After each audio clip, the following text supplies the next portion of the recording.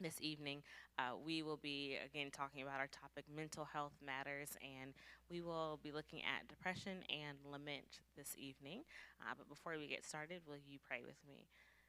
Dear Heavenly Father, we just thank you for this opportunity to again study your word. God, we know that you have something in it for each one of us. And so, God, I ask that you would open our hearts and our minds to hear what it is that you have to say to your people. Lord, I ask that you would allow us to have productive conversation, that you would help us to hear and to see how you are calling us to grow, to be better, God, not just for ourselves, not just for our community, God, but to love you more deeply and more fully.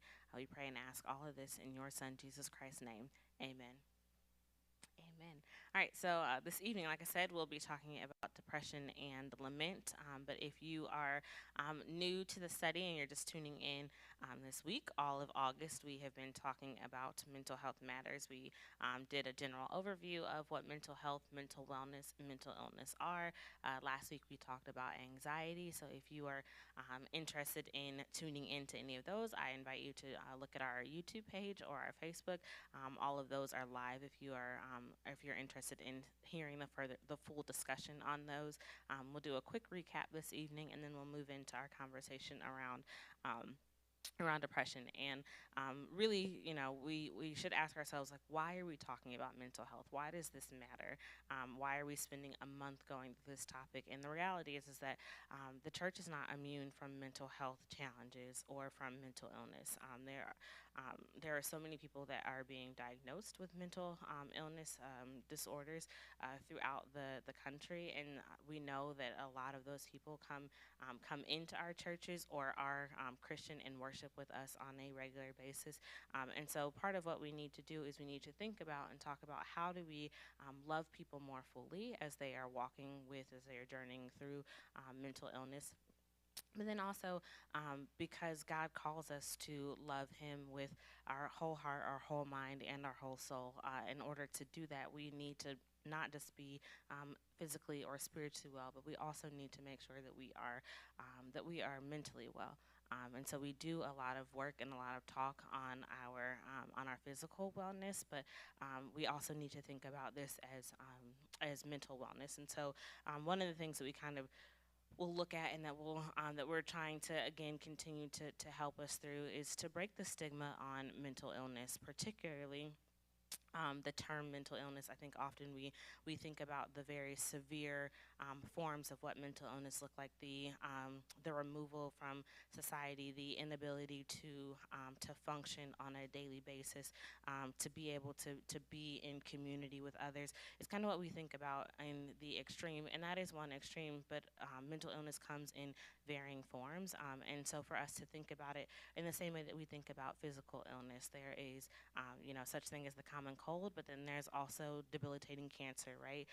And so to think about mental illness as this range of illness that happens within the mind, and so that it's not something that we don't discuss in the church or that we don't discuss within our families or our communities, but we begin to think about mental illness just in the same way that we think about someone having a physical illness and needing to go to the doctor or needing to take care of themselves that way. That's what we want to do with mental illness. We want to make sure that we are not just taking care of the very severe cases of mental illness, but we also want to take care of the minimal cases, right? The anxiety that worries us to come into the church house, or the depression that hits us seasonally, right? We want to make sure that we're also paying attention to those more minor or less severe cases of mental illness. And so that's really where we are, where we started, what we've done over the last 2 weeks, like I said. And then this week we are going to move into talking about depression. And so we'll define depression together. It is a major depressive disorder, which is also referred to as clinical depression, can cause severe symptoms that affect how a person feels, thinks, or handles daily activities. And what we want people to know is that it's more than just like the occasional feeling of sadness or the occasional feeling of feeling blue. But according to the National Institute of Mental Health, it is a 2-week period or longer of a depressed mood or lack of interest. So if you find yourself having 2 weeks or longer of a lower mood or depressive mood, then maybe you are looking at depression. And so I think again it's important to help us understand what this looks like, because like we talked about last week with anxiety, everyone has a healthy level of worry. Everyone has a healthy level of anxiety, or what is deemed a normal level of anxiety. Same thing with depression. Sadness happens. Like, that is just a natural part of life. We even see that Christ was sad, right? Like, he weeps over the death of Lazarus. And so sadness is a natural part of human life. But there is a difference, right? As we talk about what it means to be depressed and sad, or to be depressed and down, it is what is considered to be a 2 week period or longer of sadness, and not just the occasional feelings of sadness that come with loss, or with disappointment, or any of the things that kind of make us experience sadness. And so I always like to make sure that I tell us, as we are working through our study, that we're taking most of our information from, again, the National Institute of Mental Health, as well as the National Alliance on Mental Health. And I've also been working with therapists as we are working through and navigating how we discuss this. And so every week we kind of define what the mental illness looks like, and then we also will make sure that we talk about what it means, what the symptoms and triggers look like, how we support those who are walking with it, or how we support ourselves as we are journeying through a mental illness. And then we also want to look at, what does the Bible say, right? Because this is Bible study, and so we want to look again and see, what does the Bible say about depression, or how does the Bible recommend that we walk through these spaces. And so that's what we'll do for the rest of the study this evening. Just another piece of for us, as we talk about what it looks like to define depression, that depression is one of the most common mental disorders in the United States. And so for those who have been diagnosed with depression, it's a common disorder. It's estimated that about 21 million adults have at least one depressive episode in their lives.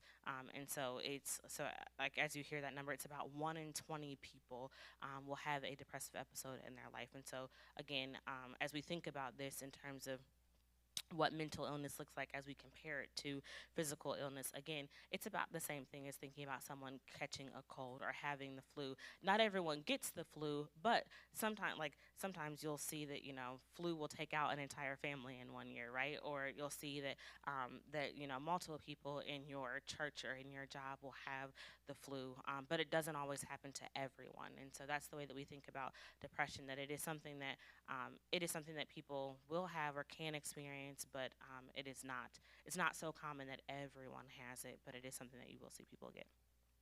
Also, to point out, the depression statistics for people of color, particularly multiracial people, for women, and for young adults between the ages of 18 through 25, are higher than any other categories. And so again, particularly as we think about what that means for us as people in the church, and as we seek to love those who wrestle or who walk with mental illness, the thing that for us to think about then is that, if most of our churches are made up of women, if we have large young adult populations in our churches, if we are churches that have people of color, then it's highly likely that we have people in our congregation who have depression. And so we ought pay attention, so that we know how to care well for them as we're navigating through mental illness. Any questions as we are talking about simply what it looks like to define depression, or as we talk about how we're thinking about mental illness and physical illness in combination?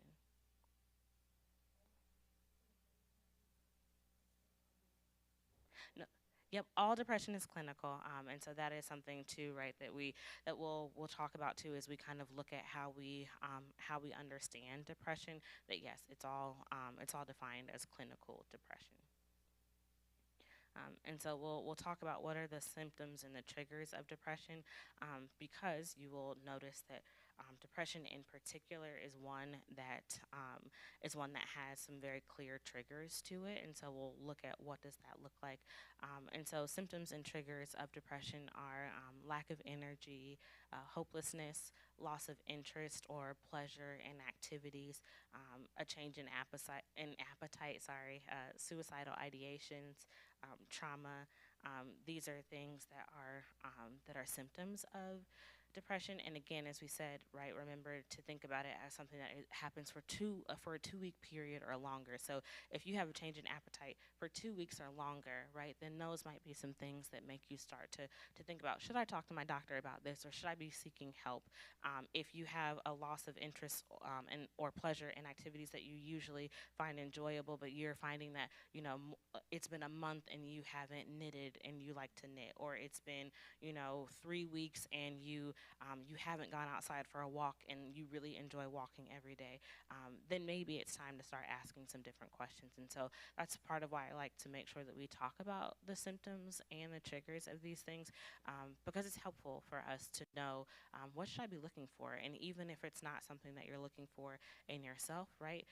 We're in community with people, right? We have people that we love who also may or may not wrestle or be journeying through depression themselves. And so it's helpful for us to know so that we can maybe point out, like, hey, I've noticed that this has been the case. Like, have you noticed this too for yourself?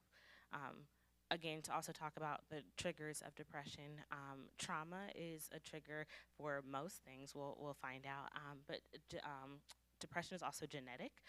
It can be genetic. So if you have someone in your family or multiple someones in your family who struggle with depression and you have some of these symptoms, it may be worth talking to your healthcare providers about, because again, depression can be genetic, and life circumstances are another thing. So sometimes that looks like the loss of a near and dear loved one, or it can look like losing a job or a major life change, like having a baby or moving. These kinds of life circumstances can also trigger depression in people. And then also other medical conditions, right? So if you're someone who has chronic illness or chronic pain, depression can also be associated with that, typically because sometimes as you're working through other medical diagnoses or you're working through other medical treatment, the feeling of not getting better can lead to a sense of hopelessness, right? Or it can lead to a sense of despair. And so that's why they say that other medical conditions can be a cause for depression.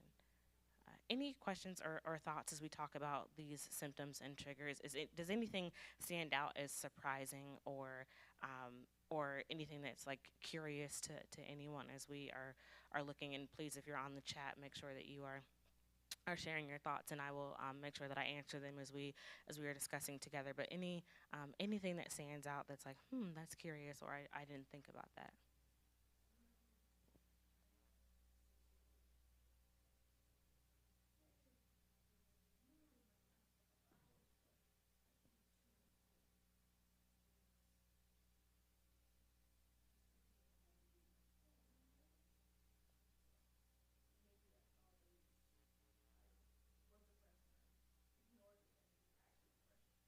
Yeah.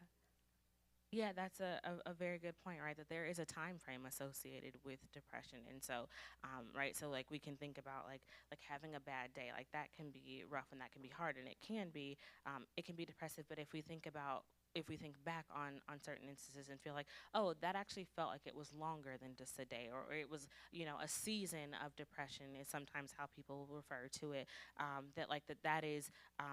That's also depression, right? And so it's particularly as we talked about the fact that it's estimated about 21 million adults will have at least one depressive episode in their life. That the stats do say that most people will have one depressive episode. Not everyone has recurring depression, and so I think that that's also something to pay attention to here. And thank you for bringing that up, Sister Carell, because right, we have this. You have like a depressive episode, right? That's a life circumstance that may have happened that might have had you in a season of depression for for some time. But then there are also, particularly for those who have genetic depression, that it may be more ongoing. And so you may see that it's not so much just one depressive episode, but you may have multiple depressive episodes over the duration of your life. And so that is something to be aware of as you are talking through depression. Any other thoughts or questions or anything that felt curious about depression as we move into what it looks like to support ourselves and our loved ones as we navigate through depression? All right, so we'll move on to this point, particularly about supporting ourselves and our loved ones, and I will kind of help provide an example for you as we are walking through this, because sometimes I think it helps to have a concrete understanding and not just the like bigger picture of what this looks like, and so.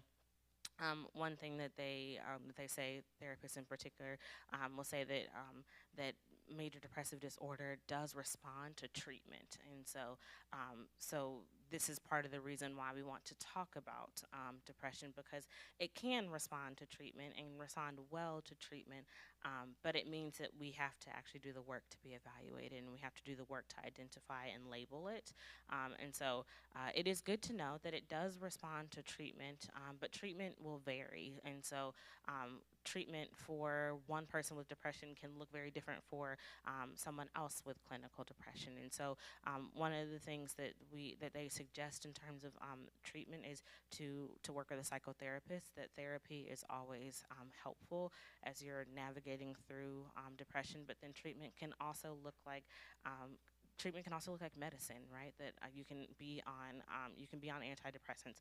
That is part of a treatment plan.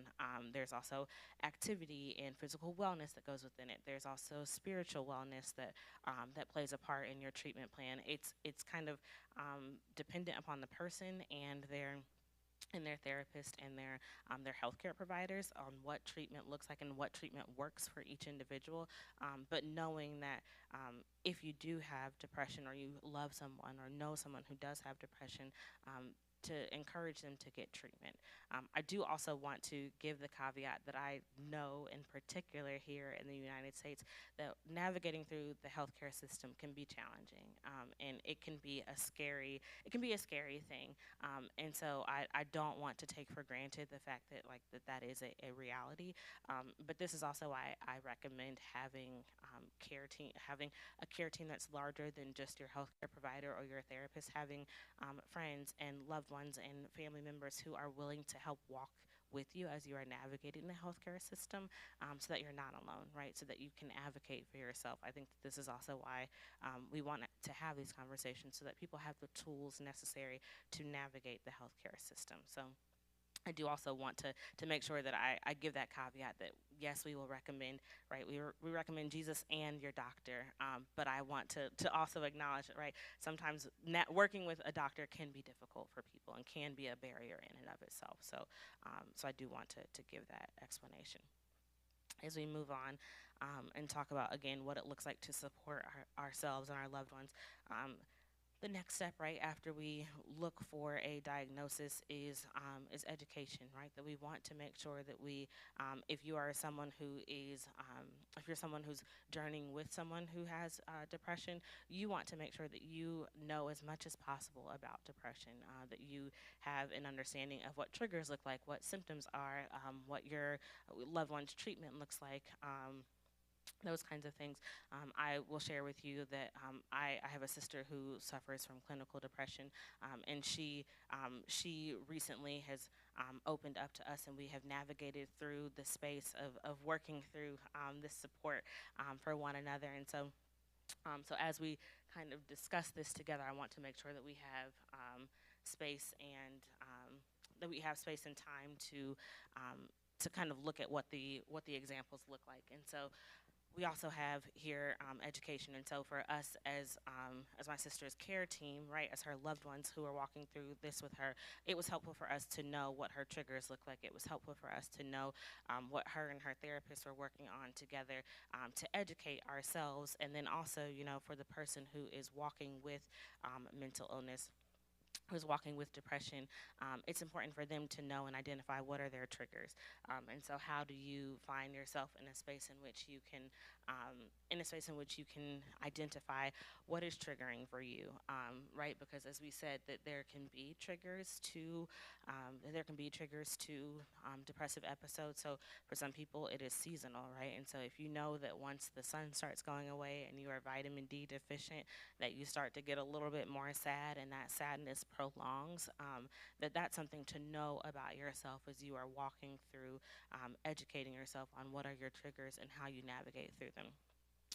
Particularly, education is especially important for those who do have the symptom of suicidal ideation. You want to make sure that people have a safety plan in place. You want to make sure that they're working with their therapists and their care teams, and you also want to make sure for yourself, if you're walking with someone who does have depression, that you know for yourself what's the suicide crisis hotline, and that is 988. That's the national number for that. So if you are walking with someone who does have depression, make sure that you know that number and that you remember it, because it can be helpful at various points in time. Also, secondly, to know not just to educate yourself, but then also to recognize the symptoms of depression within yourself or within the person that you love. And so, like I said, for my sister, like we kind of know when she goes silent that like there might be something going on, because she pretty much talks to us every day. And so, like if we see that there's been a few days where we haven't heard from her, then we know now because of the vulnerability and the trust and the transparency that we have built in our relationship, that we know that we can check in and say, hey, is everything okay? And typically, if we do have to check in on her, then we know that, hey, something is going on. And so recognizing symptoms, again, is a helpful space to find, a helpful space to be, so that you know that you can check in and show care and love to those that you are journeying with. Also, communication is a big part of this. Communication is really it's really big in so many different areas and ways of our lives, right? But particularly as you are journeying with someone who walks with a mental illness, communication is so important. Mainly because people just need an outlet, right, to be able to talk to. And so, if you are someone's care team, or if you're part of someone's care team, make sure that you are listening well, right? Communication is not just talking, but listening to that person that you love, to hear their voice, to understand how they're feeling, to encourage them to communicate with their healthcare providers. So whether that's their doctor or their therapist, if they're feeling out of sorts or if things are feeling off, particularly as those who have depression are navigating medication. Medications can change and can vary, and so sometimes one medication will work really well for a long time, and then it will not work. And so, making sure that you're communicating and understanding and listening well, so that you can help them advocate for themselves or communicate. But then also, again, if you're someone who is journeying with depression, making sure that you are communicating with your loved ones and your care team when you're feeling out of sorts and when you're feeling like an episode may be coming on. Communication is so important, but it doesn't happen without some trust, right? It doesn't happen without vulnerability. It doesn't happen without relationship building. And so, if someone trusts you to share their heart and their mind with you, like honor that, right? And so make sure that you're listening and you're carrying that well, and that you're giving them the space and the time that they need to navigate through. And then also, again, calm and rational follow through. And so this is probably most important for those who are supporters of someone who has a mental illness. That sometimes when someone finds himself in crisis, particularly in depressive crisis, that they need a calm and rational voice. Depression. One of the things that therapists will tell you about depression is that it's the whole feeling of depression is isolation. And so, because isolation happens, it has a way of telling you that no one cares or no one understands what you're going through or what you're navigating through. And so, if you are someone who is walking with someone who has depression, making sure that making sure that you are present, that you provide calm, to the chaos that they feel inside, making sure that you provide rational thought, right? Because if depression's whole point is irrationality, then to make sure that you are providing some rationale, but also knowing that sometimes your calm response is simply just presence. And so that is an important thing. I think that particularly, like I said, as we have been navigating through this with my sister, that like it's not always that we just need to act. Sometimes we just need to be present. Sometimes we just need to be there to listen and to see what she wants to do, right? It's not always for us to tell, like, okay, this is what we need to do next, or this is what should happen, particularly as a big sister. But like that's the thing that we need to think about is how do we provide some calm to what can feel like a chaotic journey. Any thoughts or questions about what it looks like to support ourselves or to support loved ones as we navigate through the world of journeying with depression? Questions or thoughts?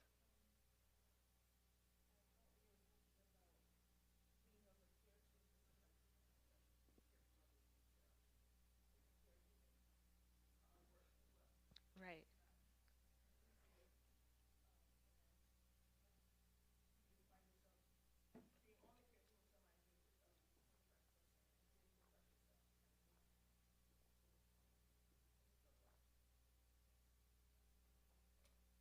True, right? And so that is a very good point, right? That part of journeying with someone who is walking through depression is to make sure that you are taking care of yourself, right? And so this is part of the reason we why I want to end every session with mental wellness suggestions, right? Because part of journeying and walking, right, is to also make sure that we are taking care of ourselves so that we can be the best caregivers possible, right? And so it means that we also have to do the work to make sure that we're taking care of ourselves, that we know for ourselves what our capacity is, how we walk, how we journey, how we can care, right? Because we can't always pick up the phone. We can't always stop and do the things. And so it's about knowing what we have the capacity for, what we can do, but also taking care of ourselves so that we can be the best caregivers. And this is also why I recommend that we have a whole care team. And we'll look at this when we talk about the scriptural references too, that I think it's very important not just to have your doctor and your therapist, but to make sure that you have multiple people that you can trust or share, whether they are family or chosen family in the form of friends or loved ones, to make sure that there's not just one other person who's walking with you, but to make sure that there are multiple people, right? That as we look at the story of Moses as he carried the burden of caring for the people, that God gave him multiple people to walk with, to carry that burden. And so um, making sure that if you are on a care team, that you recommend, right, that there's more than one person, or if you are the person who is walking with depression, that you make sure that you have more than one person who is walking with you, who's journeying with you, because I think that it means that you can be carried better, right? As we talk about like the friends who lowered the paralyzed man into the room to see Jesus, it wasn't just one of them carrying that man, right? There were three other people carrying that, lift or lowering that man down. And so being mindful that sometimes caring is more than just a one person job. So making sure that you have multiple people who are able to support and care for you. Other thoughts or questions as we get ready to move into what does the Bible say about depression? How are we understanding this from a biblical perspective? All right, so we'll look at our scripture today. We're going to be looking at Psalm 13 together, and so we'll navigate through the whole psalm, but we'll start with Psalm 13, and we'll look at verses 1 through 2 together first, and then we'll work our way to the end. Um, so the word of the Lord in the New International Version reads, "How long, Lord, will you forget me forever? How long will you hide your face from me? How long must I wrestle with my thoughts and day after day have sorrow in my heart? How long will my enemy triumph over me?" So I picked this one because I think it's a good one, in particular as we begin to talk about, right, like what depression looks like and how we navigate through the space of depression that we see. We see David asking some very critical questions of God here, and so our first point as we talk about what it means to navigate through depression, what it means to journey through depression.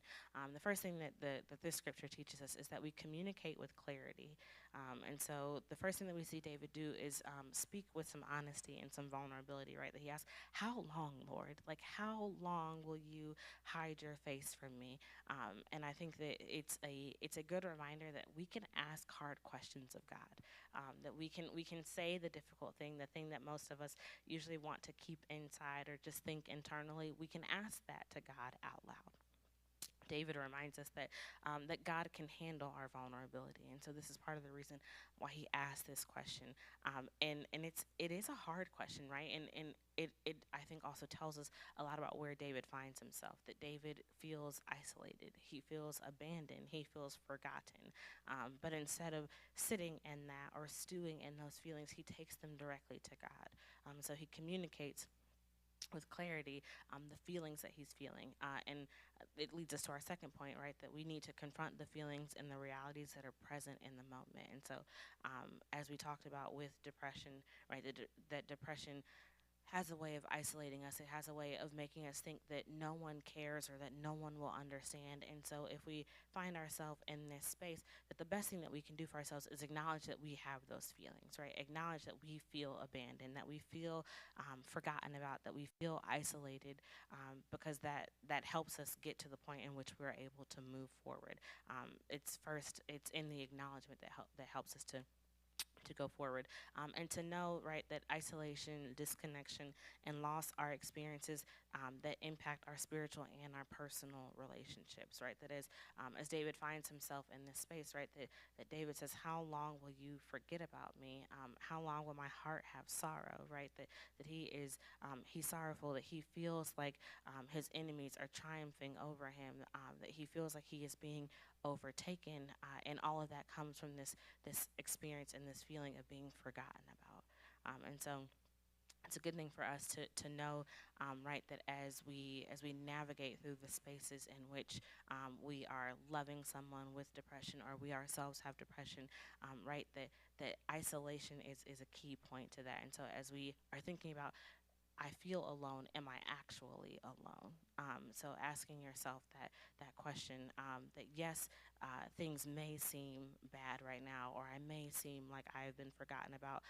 But what are the ways in which God has shown me that He remembers me? Right? What are the ways in which I can see that this is just a tool of depression and not actually a reality? I think also for us to remember here, and I want to be very careful as we navigate through this space, right? That we often like to talk about mental illness as a tool of the enemy, right? That like this is something that that the devil has done to us, right? Sometimes it is just brain chemistry, right? Like sometimes it is just the imbalance of hormones. It's not so much something that the enemy is doing to us, but it is something that the enemy can utilize. And so as we think about, particularly as David is navigating this space, and as David is asking the Lord this, right, that he says, "How long must I wrestle with my thoughts and day after day have sorrow in my heart?" That this is not just a one-time thing, right? That this is a day after day experience in which David has felt alone, in which David has felt isolated. And as we talk about what that looks like, right, that the enemy desires to keep us isolated. He desires to keep us in that space in which we're simply turning over the feeling of forgottenness, right, or turning over the feeling of isolation, or the feeling that no one cares. That's how the enemy works within depression, right? That maybe the enemy doesn't give us depression, but the enemy can work within it to keep us from feeling like God sees us, or like God hears us, or that God knows us.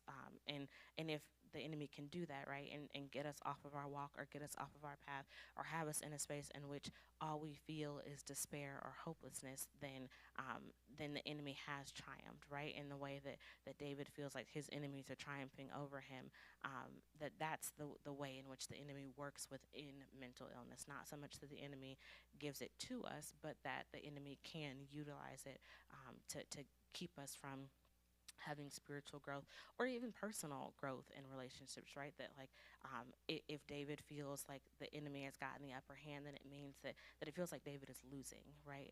And that there's this sense of loss that happens here. And so how do we navigate through the space of the sense of loss as we are journeying through or journeying with someone who has depression is one of our questions to ask ourselves. Any thoughts as we think about what it looks like to communicate with clarity from what David has said to God here in verses 1 and 2?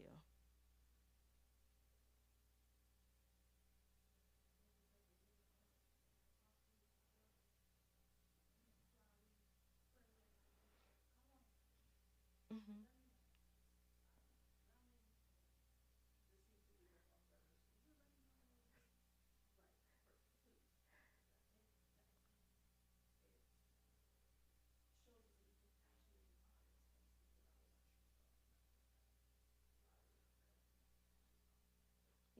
Yeah, and I think this is particularly why I really liked this psalm to bring to us too, right? Because it doesn't use any flowery or lofty language. Like it is simply just the questions, right? The questions that need to be asked, like how long, Lord? Like have you forgotten about me? Like and I think that this is a space in which like David has does a great job of displaying such vulnerability before God in a way that I think is very helpful to us as people who walk with and journey with God. That David models for us vulnerability and honesty in relationship and communication with God. Again, I think that there are other things that we can talk about with David in a different Bible study, but I think that in this particular psalm, we get some very vulnerable and honest language that helps us to see that we can talk very honestly to God about how we are feeling. That it doesn't take some flowery prayer or this perfect prescription of how we bring our concern or our thoughts to God, but that we can simply just ask. Like God, how long? How long is this going to take? And I think it also then models for us too, right? That we can have the same vulnerability and honesty in relationship with one another and in communication with our care teams too, right? That like this is the kind of conversation and the kind of honesty that we need to be able to have so that we can really see people well and as they are journeying through depression, right? Particularly as we think about what depression can do in terms of people losing their life to depression. That like having the space to have the vulnerable and honest conversations helps us to be able to communicate with the clarity to say, hey, I see that you feel like you look like you're struggling. How can I help you? How can I get you the help that you need? And so it's not just about, again, for those who are struggling with depression or walking with depression, to communicate clearly with God and others, but it's also an invitation for us to communicate with clarity about what we see happening too. And then if we look at if we look at verse 3 and 4, we see, "Look on me and answer, Lord my God. Give light to my eyes, or I will sleep in death. And my enemy will say, I have overcome him, and my foes will rejoice when I fall." And so here we've moved on from this space in which we have David communicating clearly, but now we see that we're at this next step in the caregiving process, which is asking for aid, right? So we talked about having education, right? Asking the questions, knowing the right things to do, and then we want to ask for help. And so the first thing that we need to do, right, as we think about this is to know who to ask for help and when. Right, so we've talked so much about having a care team, having therapists, having doctors who walk with us. So who do you need to reach out to when you're in crisis, or someone that you know or love is in crisis? Who should you reach out to? How do you let people know that you need help or that they need help? Right, that we see David asking for this help. And then also to know when, right? To know when we need to step in, to know when that we need to act on behalf of those who are in crisis. But then also, right, for David, we see that like David has gotten to the point in which he feels like he that God has forgotten about him, and so now he knows that like this is the point in which I need to reach out to God, right? That like I have gotten to the point in which now I know that I need to ask for help, that I'm beyond doing what I could do on my own, right? And so now I need to reach out and I need to ask. And that is a very important step for all of us, I think, as we navigate through spaces of faith, is knowing when we have gotten in over our own heads and we need God for a little bit of help. And then also, secondly, right, we see that David asks for the light of his eyes to be returned, right? And so, so this is the light of faith or guidance or refreshing, right? That he needs to be able to see that there will be something good on the other side, right? And so, it's reminding ourselves that.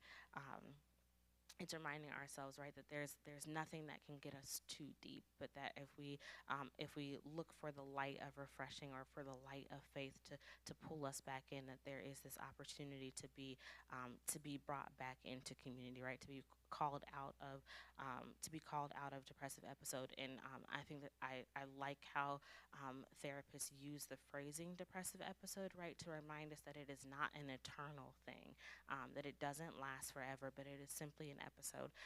They can last for different durations, but it's just an episode. And so the reminder that there is something on the other side, right? That there will be more, that there will be greater. And so allowing ourselves to not be overcome by the darkness, but to ask God, give me the light back, right? Please provide the light of faith, the light of renewal that I need to be able to navigate through this space.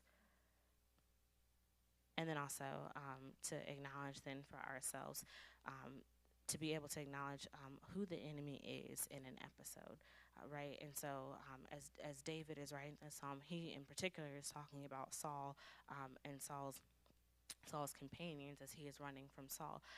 But for us to know, right, as we're navigating through depression, or as we are loving someone who is navigating through depression, who is the enemy in this, right? And so, not turning on one another or not being upset because someone waited so long to say that they were in a depressive episode or to ask for help, but knowing that depression is the enemy in this story, right? That we are united against a common goal, and that is to make you well, and particularly that it is not that it's not so much that it's not so much something that we can't work our way through, right? That we can journey and we can navigate through, but we have to be able to identify who is the enemy in the episode, and knowing that, right, it's not us, it's not those that you love or that you care about, right?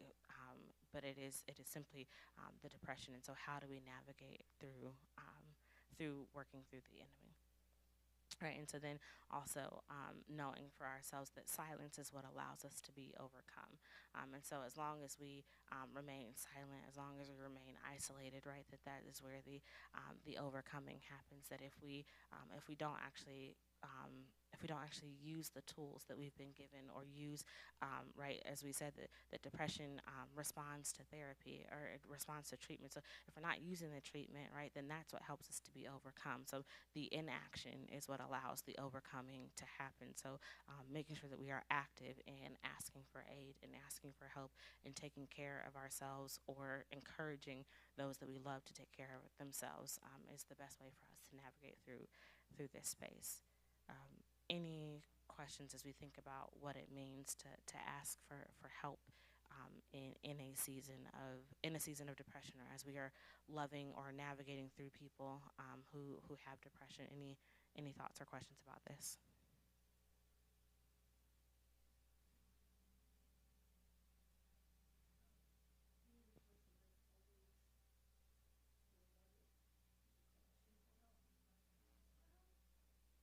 Mm-hmm.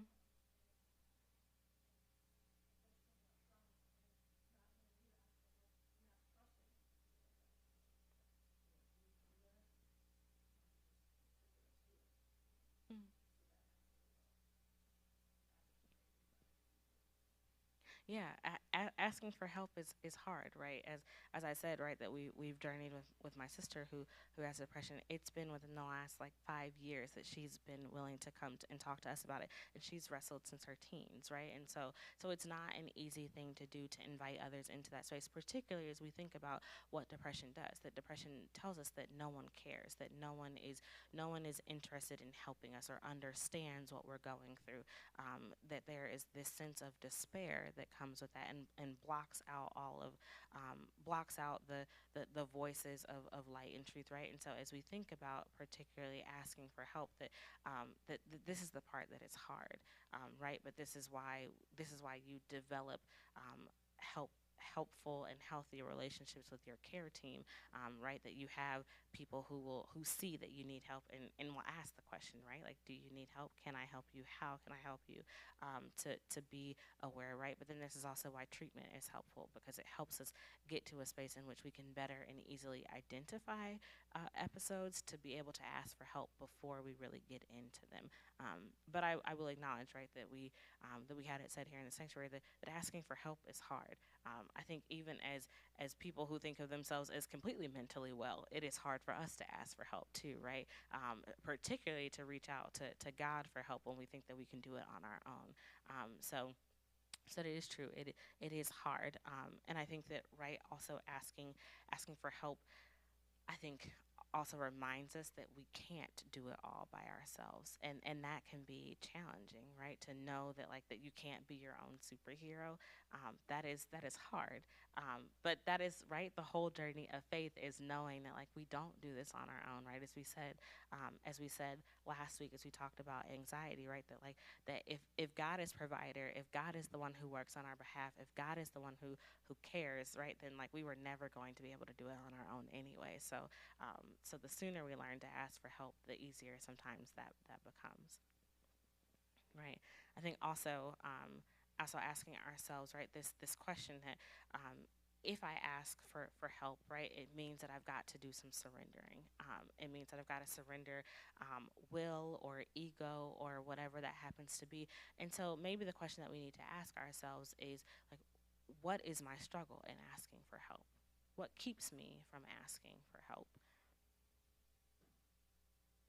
And then I think also to ask that question, what keeps me from asking for help, to acknowledge, right, that as we ask for help, that it means that as David is showing, that, like, it's because he feels like the enemy is triumphing over him. And so maybe the question that we need to ask ourselves is, what does the enemy get by me succumbing to darkness, right? Or what does the enemy get by me giving up?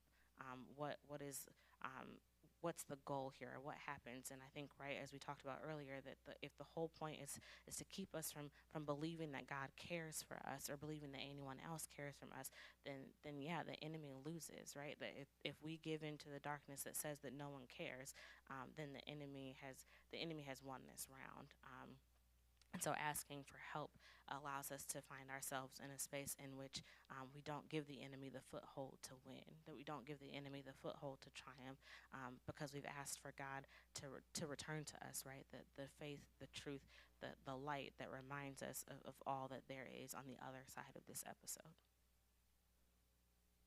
And then lastly, as we look at verses 5 and 6, to see that the scripture says, "But I trust in your unfailing love. My heart rejoices in your salvation. I will sing the Lord's praise, for he has been good to me." And the reminder here for us is that remember to rejoice, right? That there can always be a but in the story, right? That there can always be a pause, a choice to get back into the fight, right? That David has felt like he has been overcome. David has felt like he has been forgotten, but he remembers that the Lord is good, right? That there is reason to praise, that there is reason to rejoice. And so for us, the important part is to remember that there can always be a but. If you don't take anything else from this, just take that away this evening, that there can always be something on the other side of what feels like the enemy's triumph. There can always be a but. And the way that this happens is that trust allows us to remember and to reflect, right? That we have David seeing all the ways in which the Lord has been good, or reminding himself of the Lord's unfailing love. And it is that that helps him to remember that there can be joy on the other side of this, right? That there can be rescue on the other side of this. And so making sure that we find joy in salvation and recovery. Because that is what God offers us, right? That God offers not just salvation, but God offers recovery for each one of us, and it's a reminder that sorrow and darkness don't have to last, but there is triumph if we just simply remember to rejoice and to ask for help. Um, and I think that it also reminds us, right, that we start the psalm in which David's heart is sorrowful, but by the end, as David is recounting and remembering who the Lord is and what the Lord can do, that joy is brought back to him, right? That there is this ability and this possibility to rejoice. And so maybe the reminder for us simply is that the way that we remember to rejoice is by reminding ourselves of what the Lord can do. And by reminding ourselves of what the Lord can do is simply by reminding ourselves of what the Lord has already done. And so when we find ourselves in the space in which our hearts are sorrowful, or we feel like we have been abandoned or isolated, look back and ask yourself, where has the Lord already worked? Where has the Lord already answered and provided in a way in which I can be reminded that God is still good and that God can still have victory? And then at the end, right, that David shares that he will sing and rejoice and praise in the Lord. And so maybe it's just a reminder for us to sing, to share, and to rejoice. That it's simply maybe if you are not a singer, that maybe you just share, right, that this is the space in which like testimony comes from, that we share the ways in which the Lord has been good and the ways in which the Lord is working, because it's not just ourselves who need to hear that story, right? But it is others who walk and who navigate with this, particularly as we talked about how many people have been diagnosed with depression or how many people have depressive episodes, right? That when we share in the goodness of how God has brought us through dark spaces and how God has given us light and has reminded us that God cares for us and sees us and loves us, right? That maybe that's the word of encouragement that someone else needs to remember that they can find themselves on the other side, right? That they can find themselves on the other side of the butt of all that is going on. That maybe it's simply just the words of our testimony that remind people that God is still working, that God is still good, and that God still loves us. Any thoughts or questions about that as we move on to our mental wellness suggestions for the week?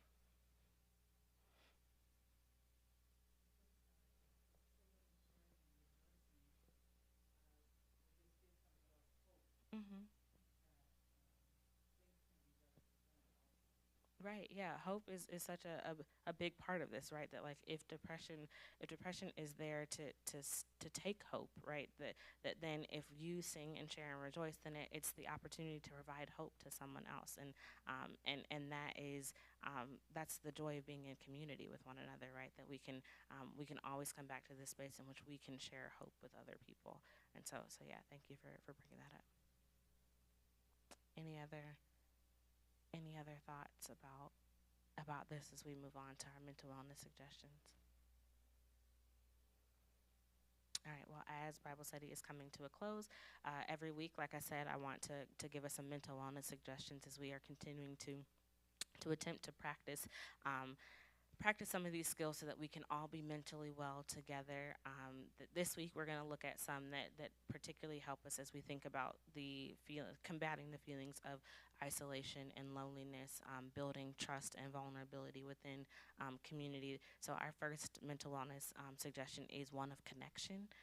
So this week, I invite you to fellowship with one family member or loved one this week. So whether it is a friend or a family member, however you choose to fellowship is your choice. So whether that is a phone call or you sit down to a meal, or you just reminisce on old times, fellowship with someone that you love this week, as an invitation into connection, and as a reminder that you have people in your corner. Our second one is one of play. And so play a favorite video, board game, or outside game from your childhood, again, as a reminder of times, right, as we talk about what it means to remember to rejoice, as we remember things that made us smile or that gave us nostalgia, or that brought us joy from our childhood. So do something this week that brings you joy in terms of play. And then lastly, our last mental wellness suggestion is rest. So whether that means to go to bed early this week or to take a nap, the preacher gives you permission to rest at least one day this week, to engage in rest, to give your brain a break, to give your body a break, but also to give yourself an ability to again connect in with yourself. So those are our mental wellness suggestions for this week. And then lastly, we have some of our scriptural references for depression. If you did not get a handout before Bible study started, I will make sure if you're in the sanctuary that you have a handout so that you can take a scriptural reference with you. But then if you're on the stream, you should see them right now. So we have a few. So Numbers chapter 11, verses 10 through 18 is a story that I was referencing earlier about Moses, and dealing with the heart for the people, and God provides community for him to walk with as he is struggling with the weight of caring. And so that is one, as you are thinking about what it looks like to have a team. A team of care, or what it looks like to carry the burden in community. That is a scripture reference for us. And then we also have Psalm 77, which is one of lament. That is a good reminder of how we can bring God our thoughts and our feelings and our concern. Also, Proverbs chapter 12, verse 25 is another good one about what depression gives for us. And then from Matthew chapter 11, verses 28 through 30 is again the reminder that God calls us to lay down our burdens before him and to take up his yoke, right? Because as we think about what it looks like to be in community, to be loved by God, it means to be known, and to have a God who is willing to carry us and walk with us, and exchange his burden for ours. And so as we think about what it looks like to navigate through depression, to know that we can bring all of those things to God. So that's our last scripture for this week. Are there any questions as we wrap up Bible study this evening? All right, so if there are no questions or comments, I will not be here next week. Pastor Wright will be doing Bible study next week, but then on September 3rd, we will wrap up our mental health matters Bible study with spiritual anguish, or mental anguish. And so we will look at that together. Again, I want to thank you all for joining us for Bible study in person and on our streaming platforms. And will you pray with me? Dear Heavenly Father, we thank you for the ways in which you have opened your word to us this evening, God. We thank you that you have reminded us, Lord, that you are a God who hears us, who rescues us, and who offers us salvation, God. We ask that you would help us to find the spaces in our lives this week, Lord, in which we can turn our cares and our concerns over to you, Lord. We ask that you would illuminate to us those who are in our community, who can be our circle of care, Lord, who can walk with us as we are journeying together, Lord. We ask that you would continue to remind us of all the ways in which you love us, that you care for us deeply, God, and that you know us intimately. We ask for all of this in your